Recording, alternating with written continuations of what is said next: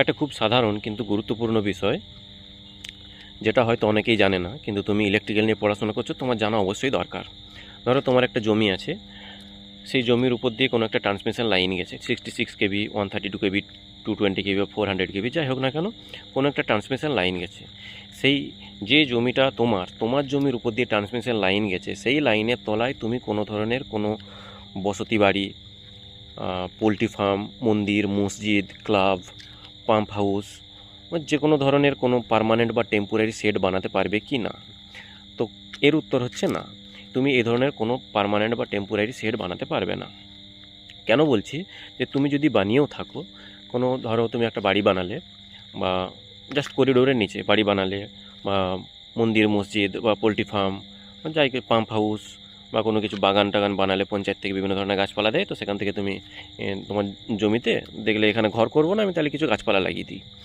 তো এই যে তুমি এইসব কাজগুলো করলে, এরপর কন্ডাক্টর ছিঁড়ে গিয়ে, ওই ওভারহেড লাইনে কন্ডাক্টর ছিঁড়ে গিয়ে, বা তুমি যে বাগান বাড়িটা করেছো, বাগান করেছো, সেই বাগানের গাছ উঠে গিয়ে কন্ডাক্টরের লেগে গিয়ে কোনো ধরনের ইলেকট্রিক্যাল অ্যাক্সিডেন্ট হয়েছে, বা তুমি যে পোলট্রি ফার্ম বানিয়েছো, বা ক্লাব ঘর, মন্দির, মসজিদ, বা তোমার থাকার জন্য যে বসতি বাড়ি বানিয়েছো, সেই পার্মানেন্ট বা টেম্পোরারি শেডের উপর ট্রান্সমিশন লাইনের কন্ডাক্টর ছিঁড়ে গিয়ে যদি কোনো ধরনের কোনো অ্যাক্সিডেন্ট হয়, সেক্ষেত্রে কিন্তু ডিপার্টমেন্ট দায় নিতে চাইবে না।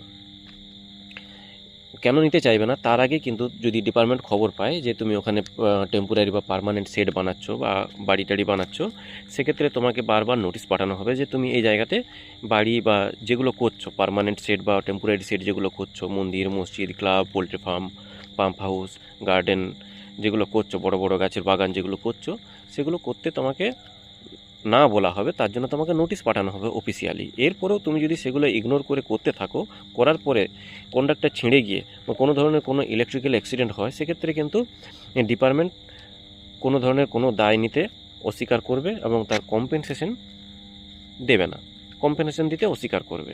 তো এইগুলো অ্যাভয়েড করার জন্যে আমি বলতে চাইছি যে যদি তোমাকে এইসব বানাতেই হয়, তাহলে ইন্ডিয়ান ইলেকট্রিসিটি যে রুলস আছে, সেই রুলস অনুযায়ী তুমি ওই করিডোর থেকে, তোমার জমিতে যে ট্রান্সমিশন লাইনটা গেছে, সেই ট্রান্সমিশন লাইনের করিডোর থেকে 3.5 মিটার দূরে করো। 3.5 মিটার দূরে করলে তুমি তোমার বাড়ি করার জন্য অ্যাপ্রুভালও পেয়ে যাবে, এবং কোনো ধরনের যদি এরপরে যদি কোনো ধরনের কোনো অ্যাক্সিডেন্ট হয়, সেক্ষেত্রে তোমার কম্পেনসেশন পেতেও অসুবিধা হবে না। তবে কম্পেনসেশন পাওয়ার জন্য তুমি বাড়ি করবে, সেটা কিন্তু করো না।